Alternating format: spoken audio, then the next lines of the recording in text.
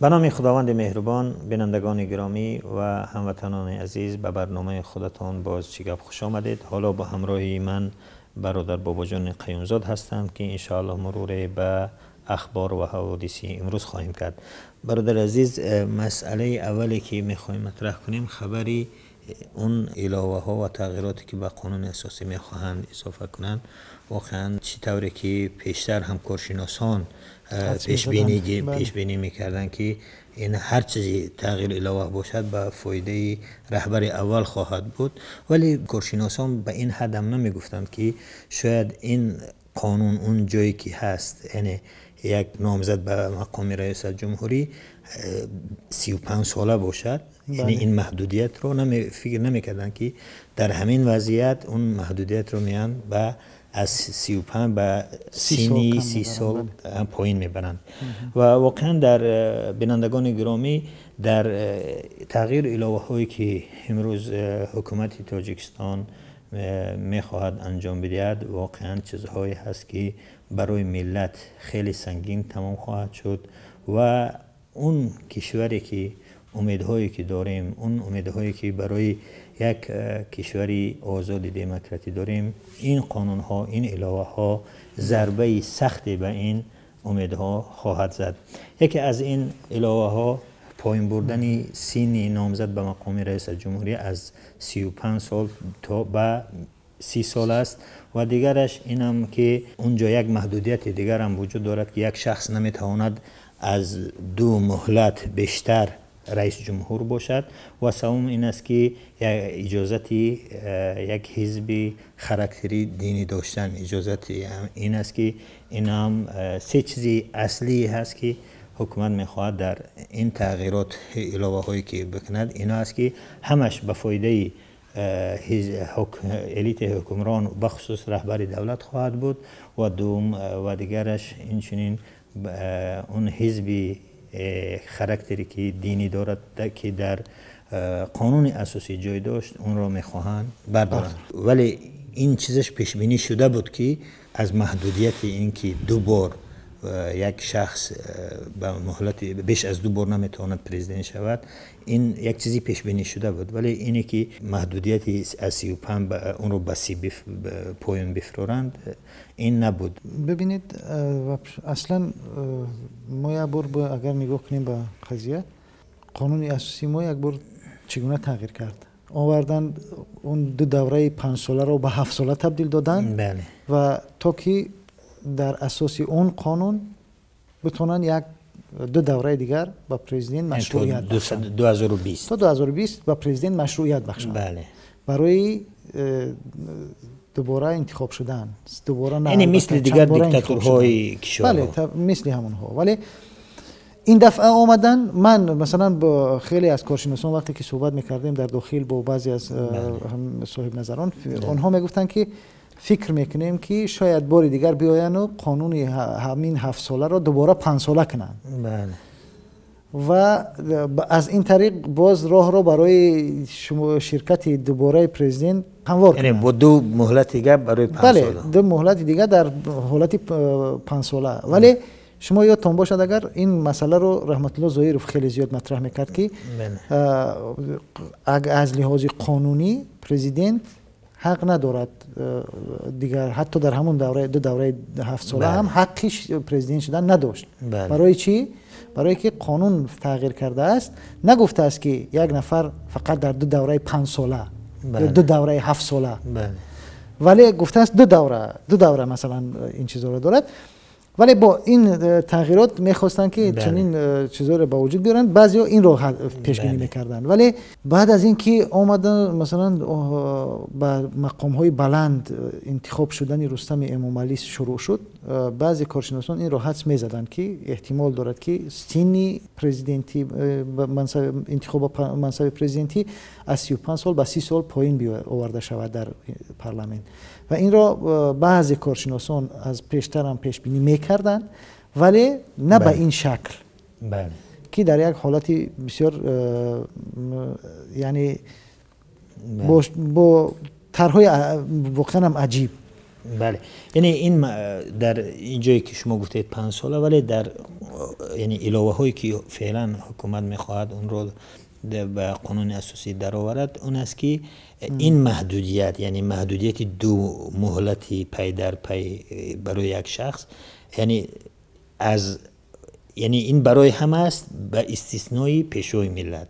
یعنی این قرار قانونی که کردن در این قانون محدودیت چی میکنن که این محدودیت یعنی به پیشوای ملت یعنی چی نشده است، این معین نیست، تطبیق نمیگردد. با اساس گذاری سال پیشوای ملت تطبیق نمیگردد. بله، یعنی که رئیس جمهور از این محدودیت بالاتر است، اون پیشوای ملت است. بله. و دویم چیزی که مردم میگویند این است که خود رئیس جمهور آیا در 2020 آماده است که جای رو با خود رستم امالی بدهد؟ این هم یکی از چیزها هست. ولی اینجا در مسئله 30 تا 35 از 35 به 30 فراوردن یک چیزی مبادا هست، یک چیزی احتیاطی هست که اگر یک چیزهای رخ داد، مسئله کسلی است، مسئله یگون ناراضیت زیاد هست، در این حالت بتوانند که پیش بینی کردن که در هر دو صورت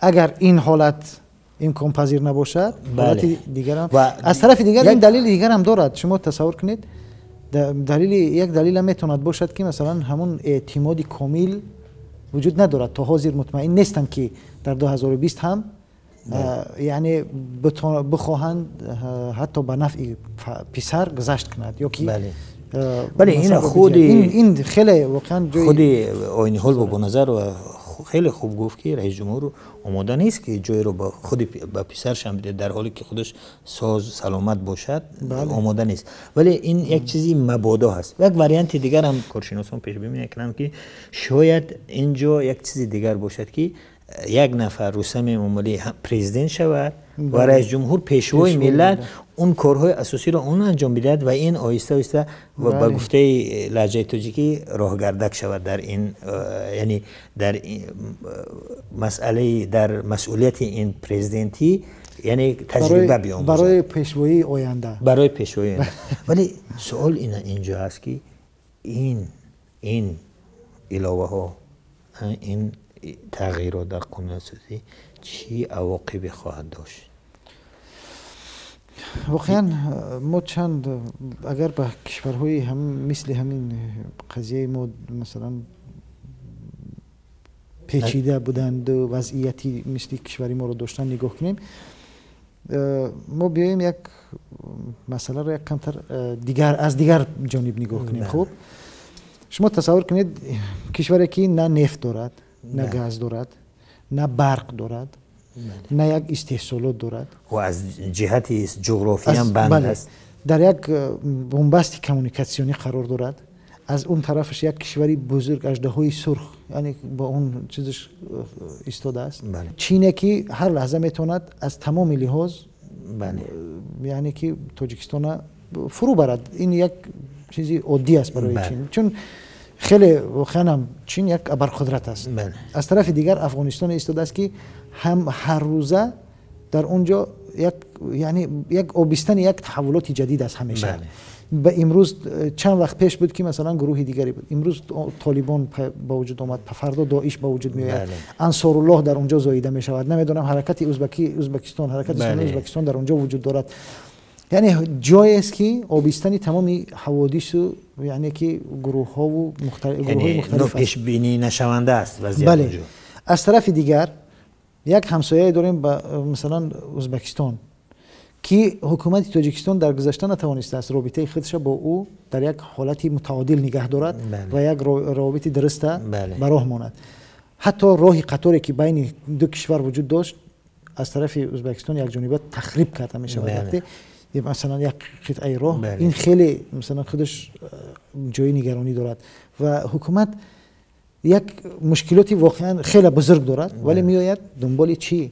و امروز اگر واقعا وضعیت امروزه اقتصادی کشور رو نگاه کنیم، دلار وقتی که با زور میخواستند دلار رو نگه دارند، حتی به خاطر بستن چیزا فاجعه آفریدن، یعنی جهشی به سابقه، بله به خاطر جهشی به سابقه قرب سامانی اینها فاجعه آفریدن واقعا بستن همون صرافی ها. حالا بیایید بالای اینها با شما اضافه کنید این را که وقتی که یک خب ارد در تاجیکستان ما 200 سومانی می شود و معاش مردم چقدر است؟ واقعا فکر کنیم اینا. وقتی که روغن به این درجه قیمت می شود، وقتی که یعنی ما واقعا در بحران فرو رفته ایستاده ایم، ولی تمام توجه مسئولین ما بخصوص در پارلمان، در حکومت، در اینجاها به چی روانه شده است؟ به تغییر قانون به خاطر پیشواگی ملت، نمیدونم به خاطر بقای حکومت، قدرت یا چیزی دیگر. هیچ کس به فکر این نیست که بیاین یک قانون را در این ساحه، در این جنبه تغییر بدهند که مثلا بیاین اندازها را از سر مردم بردارن، بیاین اندازه کم کنن از مردم. تا کجا این مردم ببین اونا میگن که حزب نهضت اسلامی و مخالفین رو بسیار در اگر رسانه‌های حکومت توجه بدین میگن که اینا جاه طلب و قدرت طلب و منصب طلب هستند. چرا یک بار خودشو یک بار نمیگویند که اینه که ما زمینه رو برای رستم امام علی میکنیم که از رستم امام علی صدها هزارها جوان دیگر یعنی سزاوارتر و شایسته‌تر هست؟ چرا نمیگویند که چرا این چیزها هست؟ چرا یک بار اون مقامداران ما نمیگویند که واقعا این کاری که ما کردیم که امام علی رحمان 24 سال بگذار فرضاً گفتیم خدمت کرد، ولی بگذارد باز دیگر کس ها بیاید ولی نه اینکه تنها برای خودش فکر میکند بلکه برای آینده فرزندهایش فکر میکند که فرزندهایشان بعد خودشان فرزندهایشان باشند و چیزهای مبادا میکنند و در برابر چیکار میکنند؟ در برابر هر چیزی قدرت دارند مخالفین سرکوب میکنند، یعنی دیگر اندیشان رو سرکوب و از صحنه بیرون میکنند. درست است. از طرف دیگر شما فکر میکنید جوانانی که در کشور هستند با دیدن این چی میشود؟ اصلا این معنی این رو دارد که امید ازلی جوانان نابود میکنن، امید در جوانان میکشند. دیگر هیچ کس به امید ندارد. همه میگوید که تمام رستم امام علی پرزیدنت آینده، هیچ کس دیگر برای اون فکر نمیکند، تلاش نمیکند دیگر، یعنی تمام شد. این چی معنی دارد اصلا؟ یعنی این کار یکی از خطاهای اساسی و گسترده حسنی مبارک را در همین میبینند که در سالهای اخیر همه چیز گذاشته بود، همه سیاست‌های تعیین سیاست اینها رو به فرزندهایش و این سبب شد که در داخل الیت حکمران مشکل ایجاد شود، اختلافات بشود و سبب برکناری شد. و اونی که قذافی هم فرزندهایش رو میخواست که برساند، ولی مبارک اخیر آمد گفت که من نمیخواهم، ولی دیگر اون وقت دیر شده بود. این جنابان ما فعلا که حاضر ولی اینها میخواهند از اون تجربه حیدر علیوف و الهام علیوف استفاده کنند. شاید اون رو برای خودشون الگو قرار دادن و به امید اون هستند که میتوانند مثلا رستم امام علی به اصطلاح الهام علیوف باشد. ولی فکر کنید الهام علیوف کشورش کشوری نفتخیز است، صاحب خیلی سرمایه های دیگر است. از یک طرف حداقل زندگی مردمش از لحاظ اقتصادی خیلی فرق میکنه از مردم ما. این یک طرفی کار است. دوم طرفی کار، شما تصور میکنید مردم آذربایجان از اونها راضی هستند؟ این هم جای بحث داره. این اول دنبالش برید بکنید. چند روز پیش یک اونی که قرضدار بود خودش به آتش زد، در نزد کارخانه خودش وقتی آتش میزند. این دلیل ها هست. ولی باز هم به یادم میاد من سخن استاد کبیری که اینها میخواهند واقعا این آسیای میانه رو به موزه دیکتاتورها تبدیل کنن شاید در آینده، ولی باقی نمیماند. این شاید همچون در یادها در موزه شود در آینده این قانون ها، این چیزها. و یک زمان شاید فکر میکنم منم که شاید هم دنیا همش به این دیگر به آسیای میانه همچون یک کشوری موزه دیکتاتورها نگاه کند و ببیند مثلا به این چیزها برای خودش یک گذشته دوری خودش باید بیارد. مثلا دو اروپا عصر میانه را باید بیارد، اگر شاید بیاد اینها را نگاه کند. دیگر نه اینکه ما تاجیکستان رو به عصر میانه برگرداندیم یا که اسلامی ها این رو برگرداندن. واقعا با این قانون ها اینها تاجیکستان رو به عصر میانه برگردانده. وقتی که ما به تاریخ اروپا و تاریخ آمریکا میبینیم که اونها چطور پیشروی کردن، واقعا یکی از سبب‌های پیشروی این بود که اون اصلاحات هایی که در قانون هایشان در آوردن، اصلاحاتی که به منفعت مردم بود، به منفعت ملت بود. در ما برعکس شده است، هر کاری میکنن هر اصلاحاتی که میآید بر ضرر ملت است، به نفع یک گروه منصبداران. اصلاحاتی که در انداز اومد به نفع کی بود؟ اصلاحاتی که در قانون مثلا این ادوکاتورا و اینها اومد، هر قانونی که میارن برای سرکوب کردن است، برای معن کردن برای است، مستحکم کردن، برای مستحکم خود است. ولی در برابر همه این مخالفین و دیگر چیا را متهم میکنند که اونها جاه طلب هستند و اونها منصب پرست هستند، در حالی که کسی چرا نمیپرسد که شما 24 سال شده است در این وظیفه هستید، شما بس کنید دیگر مردم بیاد. آیا از رستم امامعلی دیگر کس شایسته تر در تاجیکستان وجود ندارد که امیه؟ یعنی این ملتی که باید بپرسید از مردم خودشون باید بپرسن این سوالا. ملتی که غیر رستم امامعلی و آزادای رحمان و خسرو بچه داماد و خواهر عروس دادر عروس و اینها دیگر کادر نداشته باشد، او چه ملت است؟ شما با این واقعا با این کارشون ملت رو مسخره میکنن، ملت رو آیندهشون یعنی تاریکتر و نو خوبتر میکنن. میدونید درستی در این آخران چیزی که میخواستم در همینجا بگم، یک داستان با یادم اومد، داستانی که از نمیدونم همین در کجا خوندم راستی، قصه عجیبی است واقعا. من گاه فکر میکنم همین مردمی خودمان و همین حالت میبینم و همین داستان با یادم میاد راستی. وقتی که میگه غلامان رو اولین بار آزاد کردن، گفتن که شما آزاد هستید، اونها رفتن و شکایت کردن، دوباره برگشتن که ما را آزاد نکنید، بگذارید که ما غلام باشیم. بله. چون که راه زندگی را نمیدونستن، نمیفهمیدن. شاید اینها فکر میکنن که مردم ما همون اندیشه را دارن. بله.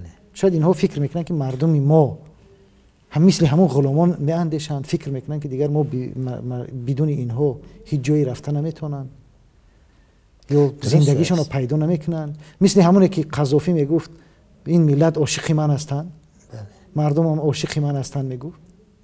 شاید همون خیلی فکر میکنن اینا هم نمیدونم. واقعا این چیزا رو میبینم من به همین داستان در ذهنم میاد، میگم ولی مردم ما غلام نیستن. آخر شما یک بار به مردم اعتماد کنید، درست نگاه کنید. در تاجیکستان داریم رستم ها و مانند اونها رو میبینیم از خویشاوندان پرزیدنت که به قله ها میرسند و قانون ها برای اونها تغییر میشوند، حتی قانون اساسی و دیگر. ولی در برابر فرزانگان ملت مثل برزوها و کبیری ها و دیگرها رو میبینیم که در داخل تاجیکستان هم نه قدر و قیمت دارن. اونهایی که در بیرون هستن سرگردان و در بدر هستن، مثل استاد سفر عبدالله که جنیدی، اون سیاوش جنیدی، عبدالقادر علوی، مثل روشن تیموریان، مثل خیلی دیگر، عبدالله دولت دیگر. بله. واقعا اینها و یک گروهی از فرزانگان دیگر در کنج زندان، زید سعید و شهرت قدرت و بزرگ میریار و محمد علی حید، حکمت الله سیف الله زاده، عبدالقهار دولت. یعنی عجیب است، ما داریم فرزانگان رو خار و ذلیل میکنیم، به کنج زندان میفرستیم، به بیرون میفرستیم. در بیرون هم باز از همه وزارت های خارجه و اماکن دیپلماتی ما بر ضد اونها میروند، برای سیاه کردن اونها وظیفه اساسیشون شده است. ولی در داخل کشور چیکار میکنن؟ برای کسایی که 5-6 وظیفه دارن باز قانون اساسی را تغییر میدن. واقعا این گپ یک بزرگ به یادم اومد که میگوید که شیرهای ملت خودتون را زندان نکنید تا سگهای ملت دیگر شما را نگزند. ولی امروز در ما چیکار میکنن؟ عین همین است و آینده این یقین است که اون میبینن که سگهای دیگر اونها رو میگزند. ولی من به این نظر هستم که این قانون اونهایی که در داخل حکومت یک امیدی برای منصب بالاتر داشتن، با اومدن با این تغییر علاوه و زمینه رو آماده کردن برای رستم امامعلی، اونها فعلا در داخل هم ناراضی هستن، ناراحت شدن و واقعا ناراحت شدن و این هیچ گونه فایده نه خودی رحمان است نه خودی رستمی امامعلی. یکی از تاج نیوز نظرسنجی رو در سایت خودش راه اندازی کرده است که میگوید که در اینجا که ضرورتی رو برای تغییر کنستیتوسیون در سال 2016 میبینید. 80% گفته است مخالفت با این تغییر نه ضرورت ندارد. مخالفی چنین تغییر در قانون اساسی هستند و تنها 14% راضی شدن. ولی عجیبش این است که 80% در اینجا مخالف است. ولی شما در انتخابات خواهید دید که 90% در انتخابات شرکت خواهند کرد و 80% هم طرفدار خواهند بود با این قانون. این عجایبی قانون ها و انتخابات های ما است. این هم مثل همون می شود در آینده، خواهیم دید. این یادتون باشد تا ببینیم چی می شود. درست است. یعنی اون قصد شما اون رای پرسی که شاید انجام شود، همون رای پرسی که در قانون اساسی صورت خواهد گرفت، در اون رای پرسی حتما این رای پرسی 80% مردم 90% هم شرکت میکنند. برخلاف تمام انتخابات های دموکراتی دنیا، در انتخابات های ما همیشه بالای 90% شرکت میکنند. بله. و 80% هم حتما یا به طرفداری پرزیدنت آواز میدهند یا به طرفداری این قانونی که پرزیدنت یا یکی همون حکومت پیشنهاد کرده است. بله، ما میتونیم بگیم که با این تغییر الهه ها، با این زمینه تیار کردن برای رستم امام علی و از محدودیت بالا بودن امام علی رحمان، صفحه خیلی تاریک در تاریخ ملت باقی خواهد موند. متاسفانه این صفحه ها کم نیستن، خیلی زیاد هستند. روز به روز میبینیم که چنین صفحه های تاریک در تاریخ ملت تاجیک روز تا روز می افزاید که این واقعا جای نگران کننده هم هست. و همچنین یک شهروند تاجیکستان، همچنین یک انسان از این صفحه های سیاهی که امروز میبیند خیلی ناراحت می شود. خبری که دیگر این است که ما داریم در تاجیکستان قانون ها رو تغییر میدیم، ولی با طبق یکی از سازمانی The State of Food Insecurity in the World 2010، یعنی وضعیت غذا، امنیت غذایی در سال 2015 گفته است که تاجیکستان 30% تاجیکستان برای تهدید غذا، کمبود غذا، کم غذایی تهدید میکنند. یعنی 32%، 33.2%. بله، واقعا این سیگی اهالی تاجیکستان در تحت زیر گرسنگی خط فقر هستند و گرسنگی آنها را تهدید میکند. یعنی ببینید که مقامات ما، اون وزیران و اون کبرای ما همیشه از این چی میکنند که رئیس جمهور ملت تاجیک را به جهانیان نمایش گذاشت، معرفی کرد ما تاجیکستان فلان هستیم، اعلان هستیم. ولی واقعیت ها دیگر چیز را میگویند که شما درست است که امروز پیشوای ملت را قبول کردید، فرزند اون رو برای میکنید، ولی واقعیت شما این است که 30% اهالی شما فقیر هست. حتی درست نمیتواند بخورد، حتی گرسنگی اون را تهدید میکند. حتی در یک گزارش دیگری درباره گرسنگی در جهان منتشر شده است، تاجیکستان 21، یعنی از جمله اون 21 کشوری هستند که بیشترین فقر را دارد. در میدانید در مابین این 21 14 کشور افریقایی وجود دارد. یعنی ما مثل کشورهای افریقایی از کمبود غذا، از گرسنگی اذیت میکشد ملت ما. واقعا هم خیر است. ببین این حالت هست. این در حالی هست که دلار به چند رفته است؟ $1 $100 به 1000 سومانی رفته است. و واقعا هم یکی از مشکلی دیگر این است که روبل به 77، $1 به 77 روبل برابر شده است که این باز ضربه میزند. از 1000 امکان دارد که از 900 تا از 1000 هم بالا پایین‌تر بفروید قرب تاجیکی و این نرخ بالا شد. واقعا هم این یک چیزهایی هست که انسان تعجب میکند که همیشه در فکری یعنی منصب‌های بلند اون یک گروه هستیم و ملت عقب میرود و مقامات کارشون چی است؟ کارشون باید ریش چند قد باشد، حجاب چند قد باشد، چند قدر مسجد هست، باید این مسجد باید تغییر بخورد و بعد چی باید فرزندان تقا و عمک پاشنه پاپوشی دختران چند قدر باید باشد. بله، متاسفانه یعنی ببینید که آخر این مشکلی مردم است. مردم اون قدر عقل و فراست دارد که بله اون با فرزند تقایش دخترش یا بچه‌ش بتید یا ندید. این شما در کار مردم چرا دخالت میکنید؟ برای که دیگر کار ندارن.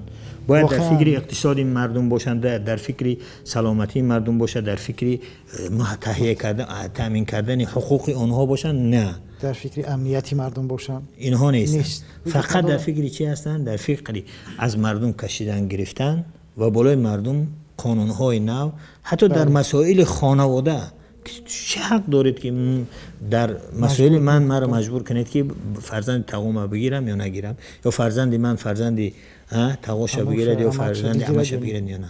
درست. با جای اینکه میرید یک قانون و میبرید درباره پیشوا و درباره نمیدونم سین این اون پایان و بالا میکنید، بیایید مشکلات مردم حل کنید.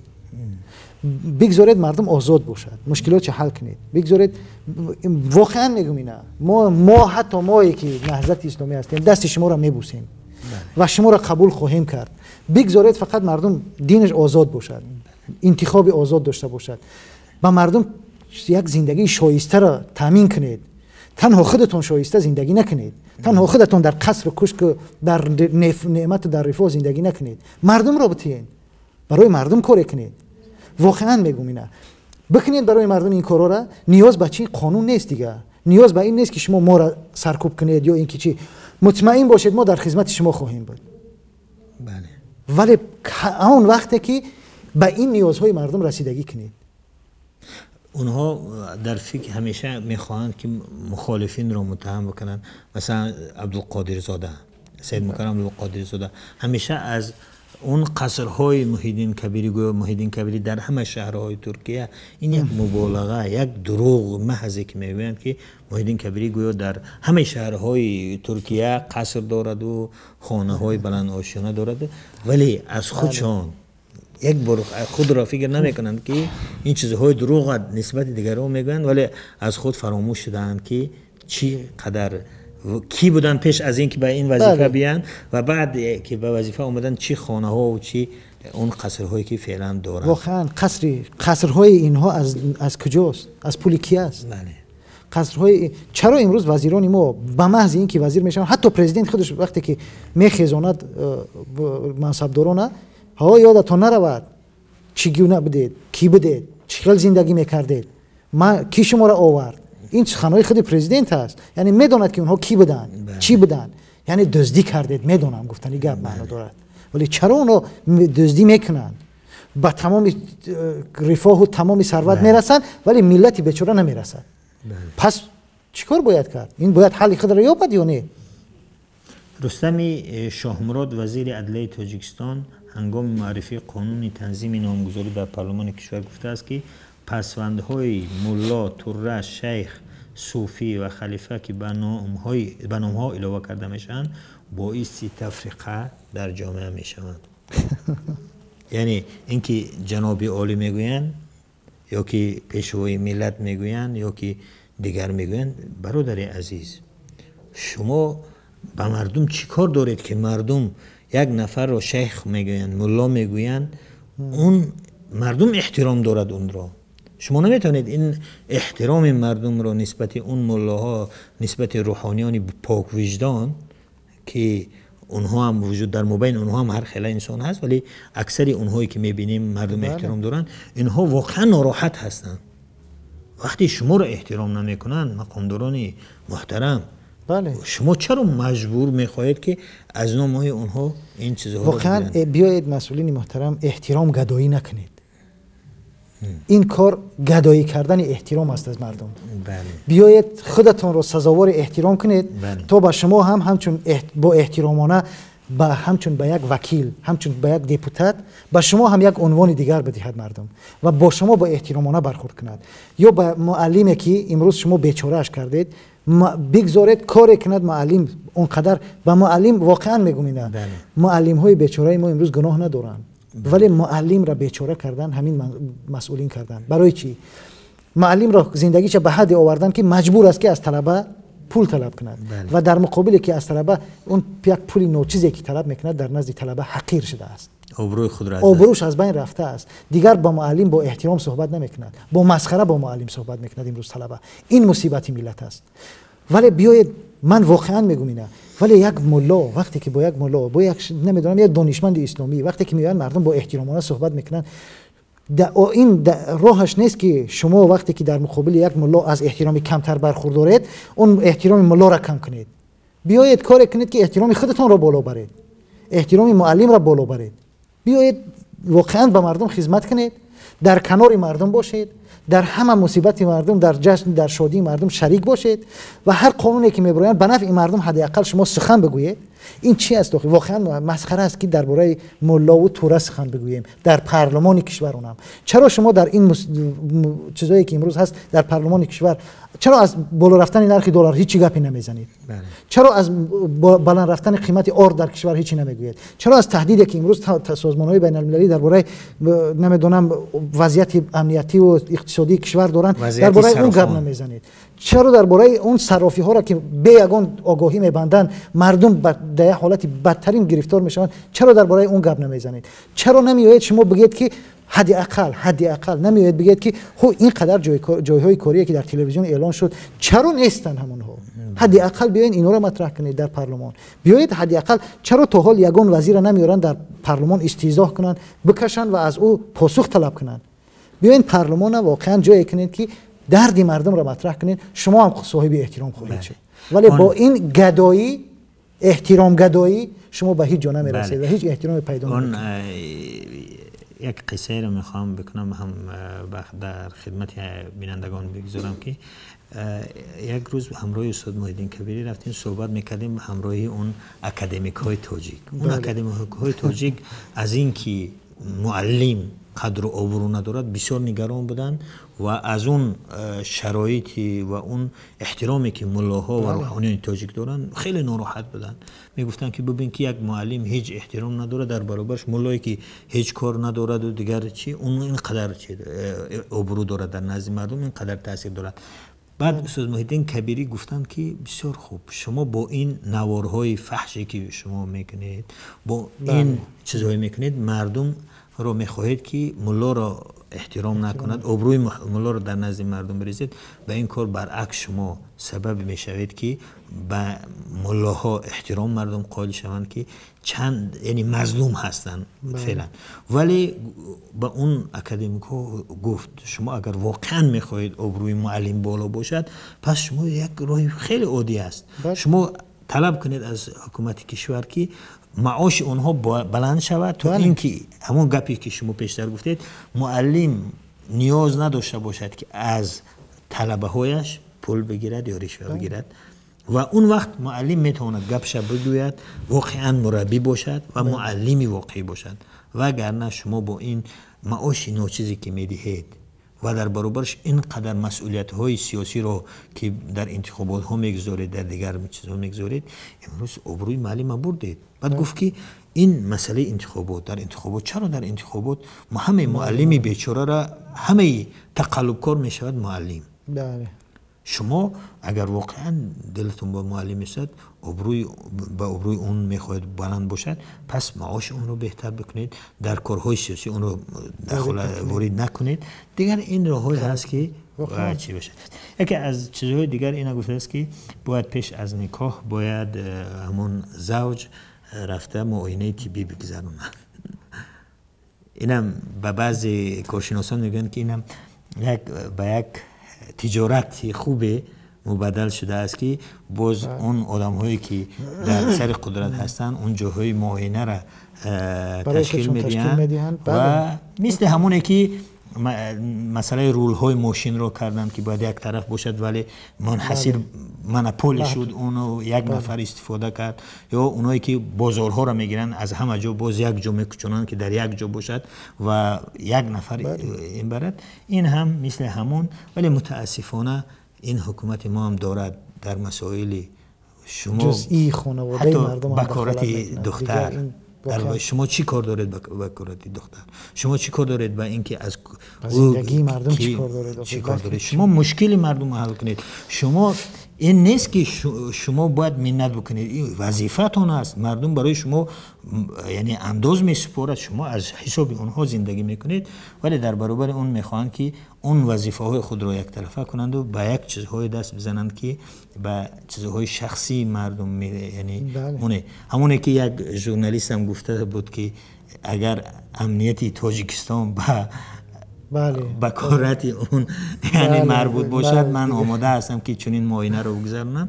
این یک واقعا یک مصیبتی هست که امروز ما میبینیم در کشور.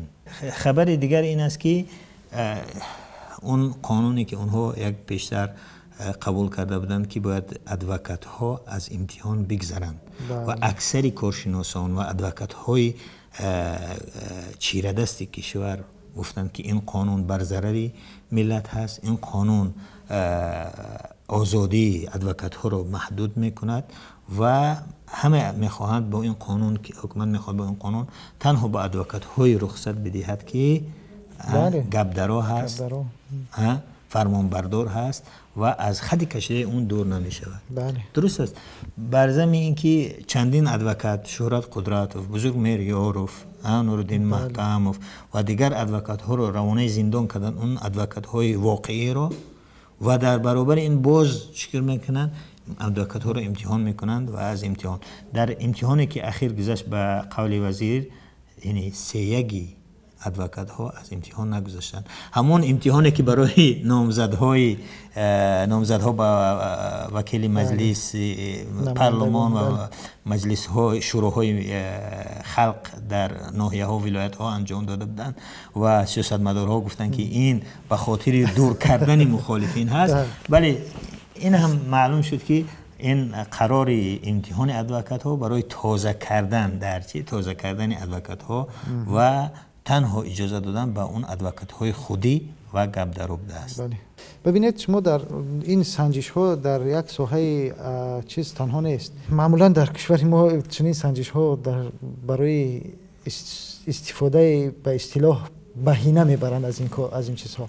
چقدر که شما یادآور شدید از همون انتخابات چیز سنجش نامزدهای انتخابات مجلس نمایندگان، حاضر این تنها فقط برای این نیست، اینجا یک طرفش رشوه هم هست، یک طرفش کار کردن روی این چیزا. حتی رئیس اتفاق ادوکات ها هم از این امتحان نگذشته است. شما تصور کنید مثل بزرگمهر اینا هم اگر میبودن نمیگذشتن از این امتحان، برای که این امتحان خاص برای اونها است که اونها را دور کنند. و در آینده مردم باید چیکار کنند؟ برای اینکه از امتحان بگذرند باید که گبدرا و باید که یک معیارهای رو رعایت کنند. این ما رو به کجا میبرد؟ کجاست اون دعوای جدایی حاکمیت سودی از حاکمیت اجراییه؟ باز هم چی شد؟ کجا رفتیم؟ باز هم همون برمیگردد به همون قانونهایی که همیشه تا امروز پای در پای صادر شده ایستادن درباره محدود کردن از مردم رو فشار آوردن در به یک مردم. آخر نمیشود مردم همش هیچ وقت در یک فکر در یک عقیده نمی رود. این طبیعی است، باید باشد، باید گوناگون اندیشی، گوناگون فکری، اختلاف نظر باید باشد. آخر بگذارید خیلی باشن مردم. آخر مگر شما اگر ترس ندارید، اگر شما هیچ مشکلی ندارید، اگر نمی ترسید، خیلی چی لازم است همین بگذار باشد ادوکات؟ چی مشکلی می شود؟ ولی مشکل از این است که مثل بزرگمهر یاروف زمانی میرسد که مشکلات واقعی مردم رو به رسانه ها میبرارند و اونجا است که شما از این میترسید، نه از چیزی دیگر. شما نگرانی این واقعا هم اینها نگرانی این نیستن که اونها سواد ندارن، نگران این هستن که اونها به نفع اینها کار نمیکنن. بله، یعنی اینها متاسفانه میخواهند این ملت رو یک ملت رو به یک رمه تبدیل بدهند، به یک رمه‌ای که دیگر هیچ چیز رو گوش نکند و تنها فرمان ها رو بداند و از فرمان ها اطاعت کند. متاسفانه همین فعلا ما به همین حد رفته ایستادیم. یکی از خبرهای دیگر این است که تیم استقلال، کماند استقلال تاجیکستان از 5 کشور بازیگر میخرد. بله، بازیکن ها از 5 کشور میخرد و واقعا هم اینم خوب است که برای فوتبال تاجیک، برای استقلال. ولی ما چرا در تاجیکستان یک استقلال بتواند این قدر یعنی مبلغ های هنگفت رو صرف کند و دیگر تیم هایی که آبرو داشتن در سابق مثل خوجند، مثل ریگر، مثل روشن، مثل دیگرها، اونها وخش و اینها چنین شرایط رو ندارن. باز میریم که این متاسفانه به همون در سیاست، یعنی اونها میخواهند که همه چیز در همه چیز سیاست باشه. ببین آشکارتر بگوییم، همه میدونن که تیم استقلال تیم رستم امامعلی است، تیمی که در اون رستم امامعلی بازی میکرد و بهترین گلزن هم بود. بله. چگونه میشه آخر دیگر نمیدونی به چی بگوییم آخر. خب اگر چی فوتبالیست خوبم باشی، اگر که هر چیزی هم باشی، دیگر از این حد زیاد نه و این حد نه. این دوست عزیزم اینجا در تیم استقلال به خاطر اینکه باز قانون اساسی رو برای رستم امامعلی تغییر میدهند و اون جایگاهش بلندتر می شود، باز همون قدر هزینه اینها هم بالا می رود و مبلغ های بیشتر خواهند داشت. ولی متاسفانه این کار بر ضرر فوتبال تاجیک هست وقتی که یک کمانده همه قوت را دارد و دیگر کمانده هایی که آبرو داشتن در سابق و بسیار بازیگرهای معروفی داشتن. من فقط میخوام یک چیز را مطرح کنم. ببینید همین کمانده ای روشن کلوبی که در چند وقت که آخر حتی که لگیونر هم داشت، خب برای چی یک بار از بین رفت و اون کسی که بگیم سپانسور یا اینکه سرمایه‌گذار این تیم بود امروز در زندان است. برای چی؟ تا حال جواب این رو پیدا نکردم. مگر روشن کلوب یک تیمی نبود پرطرفدار؟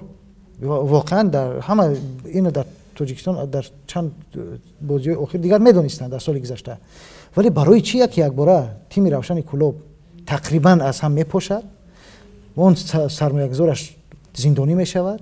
من حیرانم واقعا. نخود رقابت در فوتبال هم سیاسی شده باشد. رقابت در فوتبال سیاسی است. مسجدها به کارخانه وزارت خارجه تاجیکستان تبدیل شدن. یعنی شده است همه را از سیاست منع میکنند و خودشون در همه اون ساحه هایی که نباید سیاست بدارد مثل مسجد، فوتبال و دیگر ورزش و دیگر کارها، اونها خودشون در اونجا سیاست میکنند، سیاست بازی میکنند. یک خبر اخیرانی که ما در دست داریم این است که برادر ما آرزو ایسایف، اون نطاق مشهور تاجیک، اون ژورنالیستی که درد دارد وطن دوست است، از دو برنامه‌ای که در سفینه امید داشت از اون هم محروم می شود.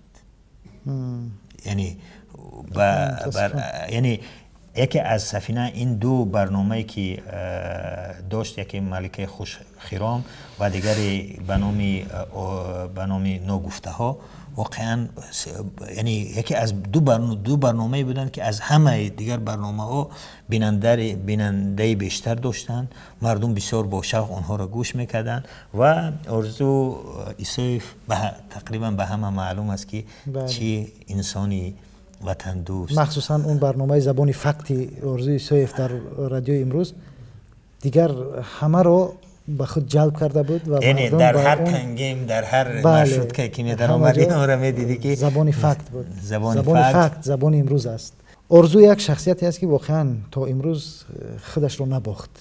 همون موقع استقلالیت و همون فکری خودش رو به هیچ کس نفروخت، به هیچ منصب، به هیچ پول، به هیچ چیزی نفروخت. اون کسبیتش حفظ کرد و امیدواریم که یک جای پیدا کند آرزو دردش بگوید، چون درد آرزو درد همه ملت است. بله. و اون برای آرزو جای پیدا شود که در رادیو است یا جای دیگر. ما امیدواریم که با این آرزو سکوت نکند. بله. و یعنی صدایش رو باز بشنویم. هرچند کشور ما هم چنانه که مقامداران محترم ما میگد بهشت آسا هست و کشوری آباد و که وطنی زیبا هست، ولی متاسفانه آرزو محروم می شود از برنامه ها. برزو در خارج از کشور زندگی می کند. کبیری تروریست می شود. عبدالله دولت مهاجر می شود. دیگر و دیگر کریم در روسیه خدمت می برای دیگر خدمتی اون مهارتی دارد برای دیگران صرف می کنند. ولی این سرزمینی بیشت آسای ما محسن محمدی و رشید رحیم و اینها دیگر جو خدمت می کنند، ولی ما در تاجیکستان چیکار می کنیم؟ رسول باقیوف، یعنی واقعا این مشکل است. راستی فکر به سرم اومد. بله. بیایید ما یک برنامه بازیچی گپ رو خاصی همین هنرمندان و همین شخصیت‌های مهم تاجیکستان در خارج تشکیل اختصاص بدیم. بسیار خوب میشه، ولی غیر یعنی یک چیزی، یک برنامه اختصاصی باشد. بگذار یک برنامه اختصاصی باشد. برادران گرامی و خواهران عزیز و بینندگان ارجمند، این بود برنامه بازیچی گپ. تا برنامه آینده، خدا نگهبان. سلام.